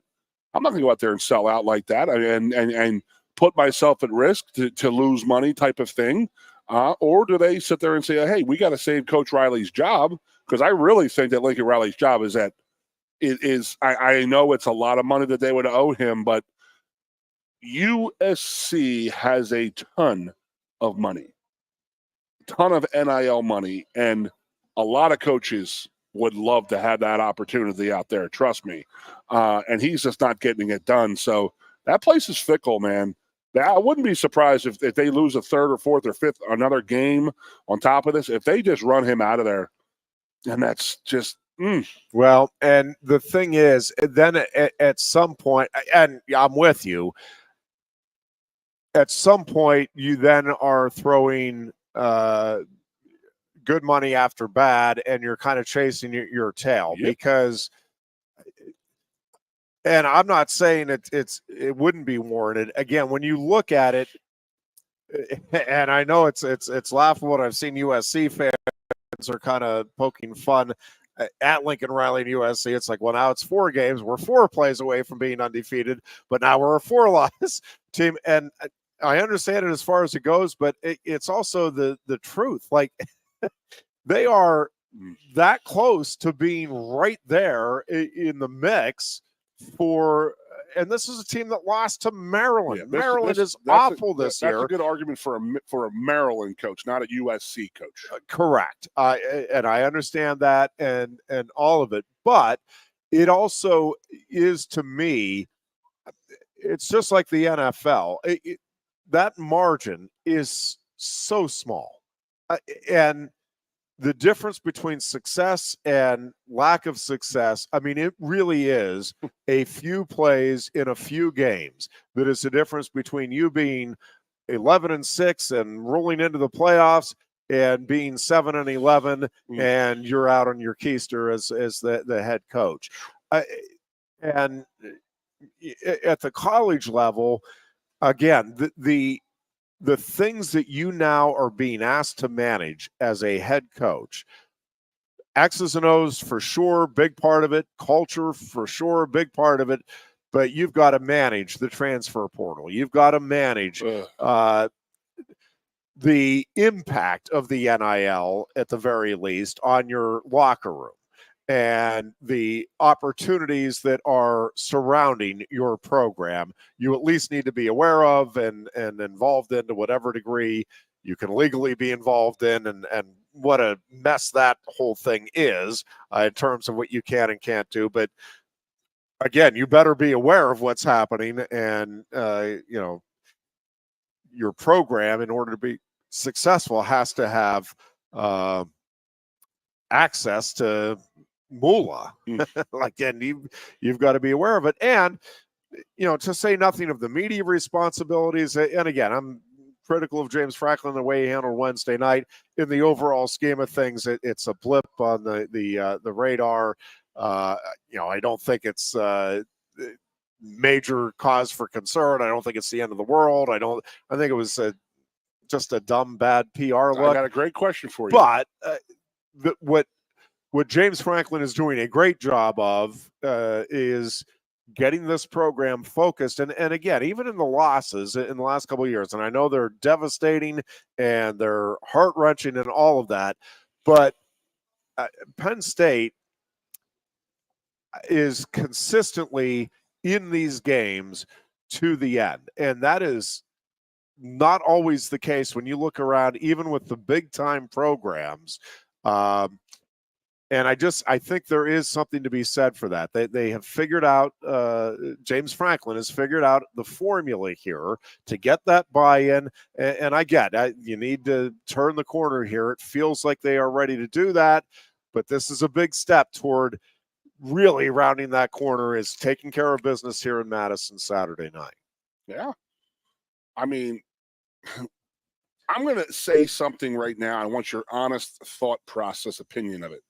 We went out to USC. What the hell are we talking about? James Franklin's complaining about the freaking airport. There was no talk of players, two players, anything like that about going out to USC. Penn State's never went out to USC. They never did this. They never did that. We were talking about the freaking airport. Now James is sitting there saying, does that yesterday. Is that one? I mean, is it? We're not talking about the game. We're not talking about this trap game possibility. We're not talking about Drew Aller's interception against USC. How's he going to handle it coming back against a tough place to play at night? We're talking about how he handled a press conference about two players who kicked off the team about rape charges. Is he, sly as a fox, getting the attention away from the team and sort of putting it on him? We're talking about him rather than talking about the players. Yeah, I do think having and listen, I'm not I'm not on the beat anymore, so I'm removed a little bit, which I think sometimes offers better perspective, sometimes not. But we know enough people that I talk to that are on the beat and cover things more closely. I think one of the things that James Franklin does an exceptionally good job of is getting all-in commitment from the players on his team.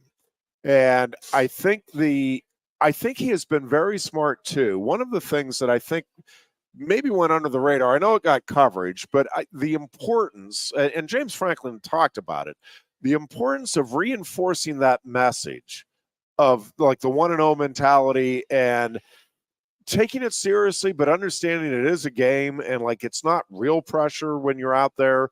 Like you lose this game at Wisconsin, the consequences are you have an L on your. Like nobody's losing their life. Nobody this season with the way things are here, nobody's losing their livelihood. Nobody's going to lose their job over a loss here. Like I think just having that perspective and having it reinforced by somebody like Cale Sanderson, who's been wildly successful, and he's had others, by the way, come in and kind of give not maybe the same message, but the same overall theme where, yep, you need to be focused on the task at hand. You need to take this seriously, be there for one another, buy into the team culture, but also go out there and play as though it's a game. Because guess what? It's a game. Like, go have some fun with it. Like, don't. Again, this is important. There's no question. It's important for Penn State. It's important for this football program, important for this university to get to the playoffs. A win here Saturday night is a huge step forward toward that objective. But again, if they lose the game, while Penn State fans are going to think it is the end of the world as we know it, it's not. They get to wake up Sunday morning and get to work for Ohio State. That's still going to be a huge game, maybe even a bigger opportunity then. And I think just having that approach, like, hey, this is a big deal. We're all in. We're committed to it. But yeah, if we lose it, like 20 years from now, that's actually not going to matter much. Like my family, the impact I'm making on society, the influence I have with friends, and like all that stuff is going to be much more important than whether or not you won the 2024 Wisconsin game in Madison. Like, it's big, and it's really big in the moment, and it's important, but really it's not that important. You look around at the world and even these kids' lives and the impact that hopefully they are going to have, hopefully positively, on society, on their future families, on all of that stuff. Yeah, okay. If you look at it that way, it takes a lot of that pressure. Oh, yeah, you know what? I can just go out, play. This is going to be fun. What an opportunity. This is cool. I'm going to have a lifetime memory here, one way or another. Let's go out and make the best of it. And again, sometimes you're going to lose games because the other team played a little better on a given day. It happens. That's life. That's sports. And I just think approaching it with the right mentality, year, Jeff. Come on. And I think James Franklin has that right mentality. I think this coaching staff as a whole has that right mentality. And yeah, I think they're getting buy-in from the players, and I think you're seeing it. They're that 1-0 mentality, part of what it allows you to do, and I know they've been criticized for it. So really, you're going to celebrate a close win over Bowling Green? Yep, because guess what? You have 12 opportunities at the most during a regular season to celebrate a win. Over the course of your college career, best case scenario, you're going to have, 60-ish opportunities to celebrate, and you're not – no program is winning all of those games. So you're probably, best case scenario, going to have 50 to 55. Most people are going to have more in the, across the sport, 25 to 30 opportunities to, celebrate them, man. Like, you put a lot into it. You got the W. That's significant.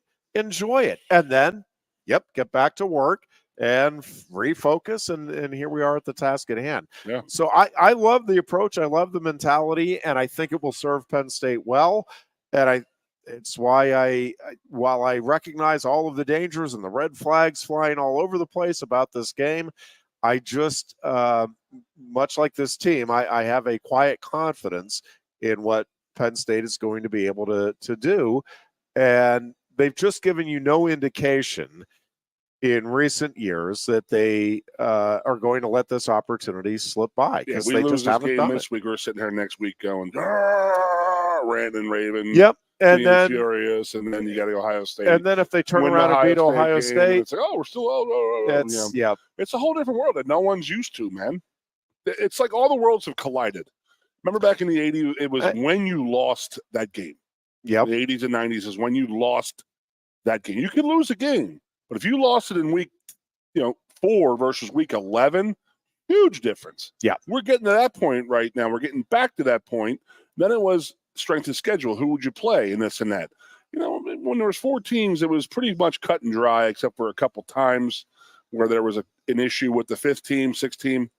We got 12, and there's going to be an issue because some two lost teams are going to get in, and there's some 2 teams that losers that are not going to get in because who they played, when they lost, how they lost.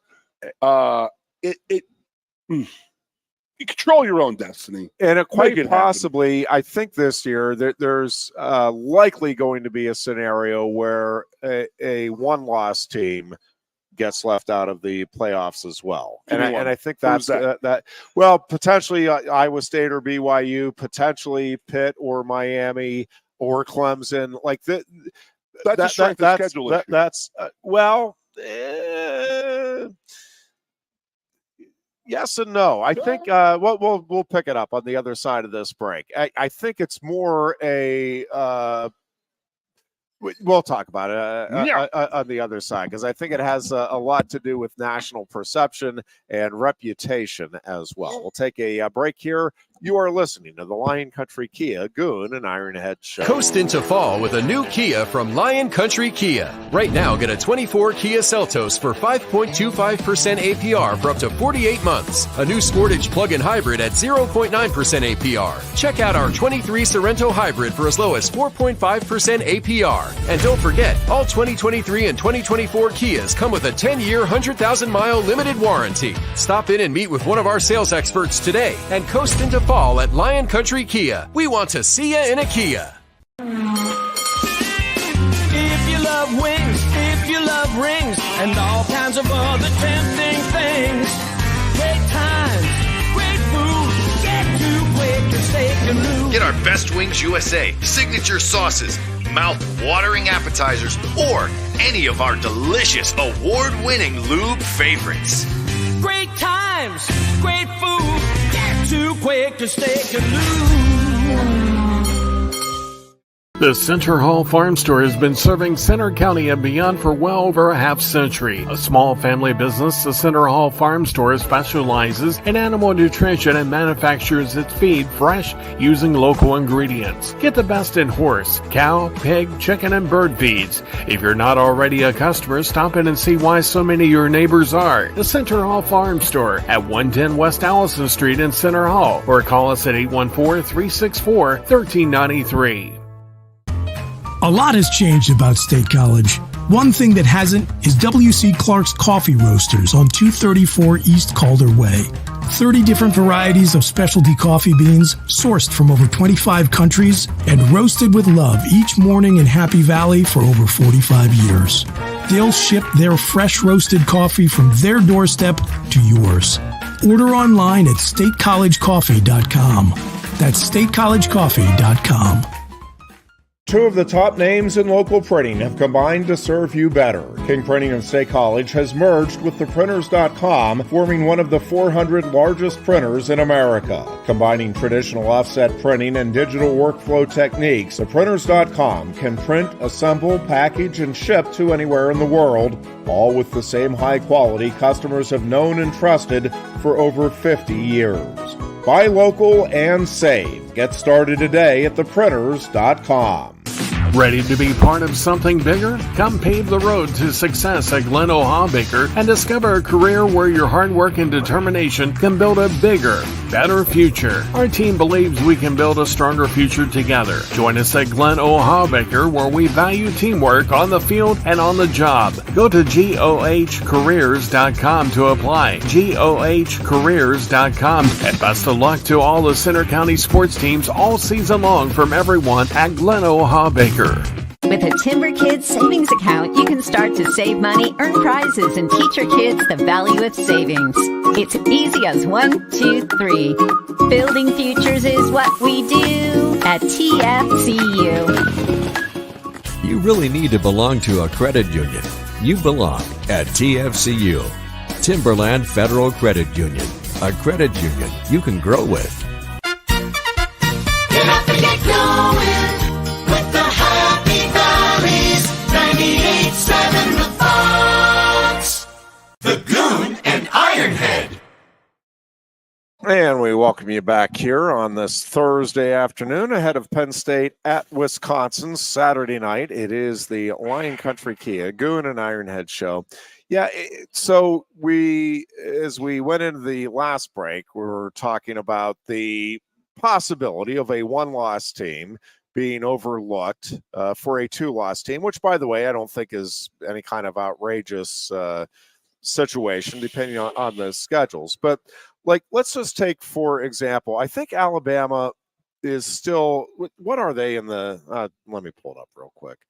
I think in the AP rankings this week, we're having issues here. Slowish. What do you want to? Where was Alabama ranked? Yeah. Okay. Did they play this week? Yes, but I'm not looking for it's who they're where they're ranked that I'm looking for. But when you look at Alabama 15. Right now, okay, so they're playing 21 Mizzou. They're 15th, so they're ahead of like undefeated Pitt, which fine, 2 losses over an undefeated team, but they got a ton of credit for beating Georgia, as they should.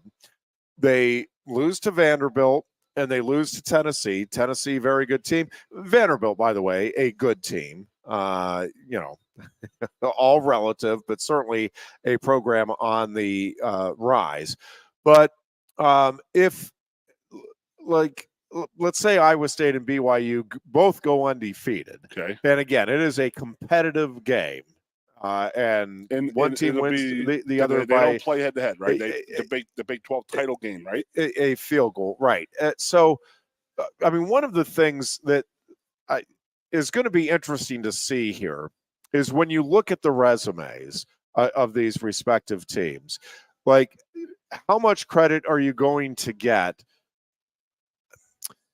Like, Georgia got dinged very little for the loss to Alabama. Now, if Alabama turns around, and I'm just looking at Alabama's remaining schedule here, they have Missouri, which is a dangerous game. I don't think Missouri is very good, but I think it's debatable as to where Alabama is right now. They're at LSU. That is a really dangerous game. Mercer, I think they'll be able to get by. At Oklahoma, I think they'll be able to get by. And Auburn. It's a rivalry game, so I never rule out the possibility there. But yeah, I'd say it's unlikely for sure that Auburn wins that game. So even with one more loss, though, then how good of a loss is that really for Georgia compared to like Texas losing to Georgia?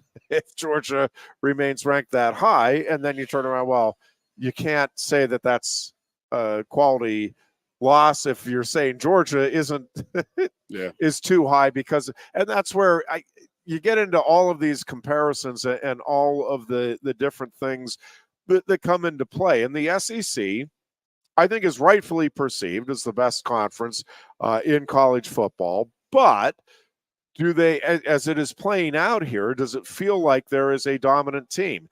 Maybe Georgia is coming into that, but I want to see Georgia do this. Like, they have been penalty riddled this season, and not so much last week. And they did a great job against Texas, but and the defensive line looked elite in that game. Didn't look as elite against Alabama. So, like, has Georgia just figured it out and now they're ready to roll? Maybe, or maybe they put it all together and had that one big game against Texas, and then they struggle somewhere else down the stretch. I mean, I don't think they're Texas game looked to me like Georgia had played in that game, that type of game, the last 6 seasons, and Texas hasn't. Yep. And that's exactly what it looked like to me. That Georgia was like, hey, we've done this before. We've been down this road the last 5 years. Where, no offense, but the Big 12 stinks. So Texas and Oklahoma coming out of there. Yes, Texas is doing great. They're number one in the country at one point. But Oklahoma is getting exactly what we thought was going to happen to Oklahoma in the SEC, and that is pounded. Yeah, Texas can defend themselves right now, but, what's the rest of their schedule look like, I bet you they have another loss in the SEC coming their way. It just goes back. It is every week. In the Big 12, you had a couple weeks off here and there. And I said a couple weeks ago how much role reversal has happened in the SEC and the Big Ten. Yeah, I completely agree. Like it is Indiana, Oregon, and Penn State are all undefeated right now, and we don't play each other. Yeah, that sounds like something the SEC could concoct in the beginning of the season. Yep. But you have Alabama playing, Georgia, Alabama playing LSU. Obviously, they do that every year. Auburn. But now they got to play Texas, and they got to play Oklahoma and Florida. I mean, wow, man. It's in Tennessee. Tennessee's back up. Missouri's in the top 20. It's woof. So there's a couple of things too that when you look at Penn State right now, and I want to go back to I don't know if the fans I talk to, like my friends on a regular basis. There is a prevailing feeling that number 3 ranking hasn't been earned, that it's not legitimate. I can agree with that. And yeah, and so, and I'm like, well, I hear what you're saying, and the schedule has been favorable, as we've talked about, and really remains favorable all season here for Penn State, and I get it. However, when you start talking about like that 1-0 mentality, so it is all about trying to create matchups for a given week. And I think there are some teams out there that are very good at what they do. And to take the oversimplification, like Army is really good at running the football. But if you make Army pass, like they're not winning the game. Like that's going against a top 5 team. They're not beat them. Right. What I like about Penn State and why I do think, like, I don't look around anywhere in college football, and I've touched on this before, but I want to explain a little more why I think Penn State would have a chance against anybody. Texas, Georgia, whoever you think is the team to beat, Ohio State. Again, do I think any of those teams could beat Penn State? Yes, absolutely. But do I think Penn State could win a game against any of those teams? Yes. And part of why I think that is kind of threefold. One is I do think Penn State is physical enough on the offensive and the defensive line this year that in a given matchup, I get Georgia's defensive line when it is playing well is special. I think this Penn State offensive line, as it continues to progress, again, we've still got another month and a half to 2 months till we would see that matchup. Well, if this group continues to get better and better, and I get Georgia will keep getting better too, but I think this is a really good offensive line now, and I think it has a chance to keep playing itself into a better offensive line, a more physically dominant offensive line. And if it gets to that point, I think Penn State can match up there at the line of scrimmage with any of those teams. Now, I can't prove it. You can't prove I'm wrong. Eventually, hopefully, we'll get to see it play out, and we'll see how they match up. But I think Penn State has good enough line play that they're okay and can match up. I'm not saying they're going to go out and dominate a Georgia, but I think they can hold their own and create enough opportunities over the course of 4 quarters where they're not just getting manhandled and they have no chance up front. I keep going back to it, but I think they are elite at the coordinators, and I just think those guys know how to put these players in position to go out and win games. And I think they know they have versatility now on both sides of the ball where they can beat you. Oh, we're playing a team that's really good at running the ball. cool. We'll match up with a bigger front, and we're going to get the more physical linebackers in there, and we're okay. Oh, we're playing an elite team passing the ball. All right, we have some different ways we can scheme to get pressure on the quarterback. We have the cornerbacks and the secondary that we can handle it. Like, I think, and same thing offensively, depending on what the opposing defenses do. I think Penn State has the versatility now, offensively and defensively, that, again, in one game they can scheme and match up against any of those teams for an individual matchup. And the other thing, and it's a big thing, is the growth and maturity of Drew Aller. I think that it all starts in terms of, hey, are you a team that could really contend for a title? Well, how's your quarterback play? Michigan is not a team that can contend for a title this year. Primarily why? They're not getting elite quarterback play. Penn State is getting elite quarterback play this season. So I'm not sitting here announcing that Penn State is going to win the national championship and you have nothing to worry about. There's concerns there for sure. But I don't think there's a team out there that I'm like, yeah, there's no way. Like it's maybe once in a blue moon they could somehow pull it off. It's a team that can run and pass equal. It's exactly what we want to be. And running the ball effectively is going to give, when you have a running game that you are confident can go out and get those 2 or 3 yards when you need it against anybody. And I think this team is that to me is where it starts. That and the elite quarterback. Look at your Steelers right now. Hey, man, the game's a lot easier when you can run the freaking football. How about it? Look at the Dallas Cowboys. They cannot run the football. Guess what they can't do right now? Win a football game. If you're going to have your offense predicated on the running the ball, you better be able to run the freaking ball. You better be able to run it, because if you can't run, they're not going to honor your pass. They're not going to give a crap about that. Dak Prescott does not scare anybody as a drop-back quarterback. He scares everybody when he has a good run game and play-action pass. Yep. And the Steelers have had struggles in his last couple weeks, and in the past few weeks, they have picked it up big time, and they're running the football, and guess what they're doing? They're winning games. I mean, they ran the football on the New York Jets. The Jets are a pretty good damn defense. They are. I mean, I don't know if they're mailing it in right now because of what's going on with their offense and their coaching staff and their whatever, but I'm actually happy. It's like the Jets are becoming like the team that I love to just hate right now. Have you gotten that feeling about them lately? They're almost for slightly different reasons, but they're almost the Colorado of the NFL, where they're kind of a neat story, and you understand why folks that are following them or rooting for them are excited. But it's also easy to be okay with, that's kind of neat to see that thing fall apart. And it's not falling apart, by the way, for Colorado this season. Yeah, it is. But we'll see what happens here down the stretch. And it's not been what it was, advertised to possibly be either.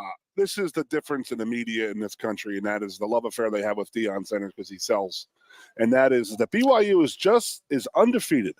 BYU is projected 13th in the Big 12. Colorado is projected 11th in the Big 12, and they're talking about Deion Sanders being the coach of the year in the Big 12. How in the Hades do you see that happening when you have an undefeated team with BYU projected last in your league, who's going to go out and finish first or second probably? How is he not the coach of the year, but yet Deion Sanders is being the one that they're touting? And you're going to tell me that you can trust the media? Well, defund them, Jeffrey. Defund them. Well, I'll tell you the team that I think has been the best coached this year in the Big 12 is Iowa State. I've had a chance to watch 2 of their games, and they are just like the epitome of a well-coached team. Like they outcoached Iowa. You talk about a team that does not beat itself. They wait for you to make a mistake and then they capitalize. But they are just a really fundamentally solid team, and they do everything well. Maybe nothing spectacular, but just everything really well. And I think Iowa State, I know they're moving up, and I know they're not going to say they're not getting any respect, but that is a team that I think could be really dangerous in the playoffs. So maybe BYU too. I haven't seen as much of BYU, so maybe I'm not giving them enough credit. Obviously, undefeated is not gonna lie, significant in and of itself. I was today years old when I found out the BYU's in the Big 12. Before we get off the air, I am very interested in another game this weekend. Yeah. And that's that Rutgers playing at 11 p.m. Eastern out at USC tomorrow night. It's a Friday night game, 11 p.m. And I'm telling you, but I thought this was a really dangerous game for USC. I don't know what I think now. I know USC after the loss to Maryland Rutgers is completely just falling off the freaking face of the planet too. And the thing with Rutgers is the way they got manhandled by Wisconsin. The one thing I thought I knew about Rutgers earlier this year was yes, they were just a physical team. They might get beat, you might be able to but Wisconsin just pounded them. That's what I'm afraid of this week, is that Wisconsin's going to try and come out on us and try to out physical us, and we better be ready to but don't you think Penn? I think Penn State. So this is not your traditional Wisconsin team. No. I know it looks like they've caught another gear here, and listen, I think they are a much better team. Yeah. And maybe the Rutgers game. Maybe I'm not. Maybe I will be singing a different tune next Tuesday. Maybe that Rutgers game was more about, hey, Wisconsin is this type of physical team now, and they can take control, and they do have an outstanding line. Maybe that is the case. As it's playing out, it feels to me like that was more about Rutgers, and Rutgers isn't what we thought, or I thought they were anyway, earlier in the season. But yeah, I do think you're right. I think Wisconsin wants to come out, establish the run, control the line of scrimmage. That's fickle. And yes, and try to win it that way. I don't think that's the recipe against this Penn State team. I think it's the only recipe Wisconsin can use. I mean, they're not going to just run circles around Penn State with their speed. Correct. So, I mean, that is the right game plan for Wisconsin. I do think this Penn State team, again, is the most physical team that James Franklin has had, and I think it is why they are going to be right there at the end. BSU by 3 touchdowns. I'll take it. That sounds good to me. I do think, again, my guess is this is a tight game at halftime, and that Penn State just kind of methodically pulls away in the second half. I don't think it's going to be an onslaught of, man, they just completely put them away. I just think it's going to be like, okay, less likely Wisconsin can win. Less likely. Okay, Wisconsin's not winning this. I think our guys are churning right now, man. They're ready to go. I mean, again, it feels like it's been a month and a half since we played, so I think our guys are going to be ready to go out there. They're chomping at the bit to get out there. Yeah, I gave Wisconsin 16 points, and that feels high to me. I feel like somewhere Penn State's going to turn the ball over. I think the defense will hold up and hold it to a field goal type thing. I'm probably overthinking how the game will play out, but I don't think Penn State's going to give up. I have the 16 because I think Wisconsin gets 3 field goals along with the touchdown. I just think Penn State, again, as the game goes on, kind of methodically takes control of the thing. And at the end, I don't think there's going to be much doubt as to the outcome. Get it done, Ironhead. We'll see how it plays out. It is going to be another fun football weekend, and we look forward to talking to you all about it next Tuesday when next we meet. Until then, bye-bye. Be good and be safe. Coast into fall with a new Kia from Lion Country Kia. Right now, get a 24 Kia Seltos for 5.25% APR for up to 48 months. A new Sportage plug-in hybrid at 0.9% APR. Check out our 23 Sorento hybrid for as low as 4.5% APR. And don't forget, all 2023 and 2024 Kias come with a 10-year, 100,000-mile limited warranty. Stop in and meet with one of our sales experts today and coast into fall at Lion Country Kia. We want to see you in a Kia. If you love wings, if you love rings, and all kinds of other tempting things, great times, great food, get to Quaker Steak Lube. Get our Best Wings USA signature sauces, mouth-watering appetizers, or any of our delicious award-winning lube favorites. Great times, great food. Get to Quaker Steak Lube. The Center Hall Farm Store has been serving Center County and beyond for well over a half century. A small family business, the Center Hall Farm Store specializes in animal nutrition and manufactures its feed fresh using local ingredients. Get the best in horse, cow, pig, chicken, and bird feeds. If you're not already a customer, stop in and see why so many of your neighbors are. The Center Hall Farm Store at 110 West Allison Street in Center Hall, or call us at 814-364-1393. A lot has changed about State College. One thing that hasn't is W.C. Clark's Coffee Roasters on 234 East Calder Way. 30 different varieties of specialty coffee beans sourced from over 25 countries and roasted with love each morning in Happy Valley for over 45 years. They'll ship their fresh roasted coffee from their doorstep to yours. Order online at statecollegecoffee.com. That's statecollegecoffee.com. Two of the top names in local printing have combined to serve you better. King Printing and State College has merged with theprinters.com, forming one of the 400 largest printers in America. Combining traditional offset printing and digital workflow techniques, theprinters.com can print, assemble, package, and ship to anywhere in the world, all with the same high quality customers have known and trusted for over 50 years. Buy local and save. Get started today at theprinters.com. Ready to be part of something bigger? Come pave the road to success at Glen O'Habaker and discover a career where your hard work and determination can build a bigger, better future. Our team believes we can build a stronger future together. Join us at Glen O'Habaker, where we value teamwork on the field and on the job. Go to GOHcareers.com to apply. GOHcareers.com. And best of luck to all the Center County sports teams all season long from everyone at Glen O'Habaker. With a Timber Kids savings account, you can start to save money, earn prizes, and teach your kids the value of savings. It's easy as 1, 2, 3. Building futures is what we do at TFCU. You really need to belong to a credit union. You belong at TFCU, Timberland Federal Credit Union, a credit union you can grow with. WFXS, once again. Your sports radio.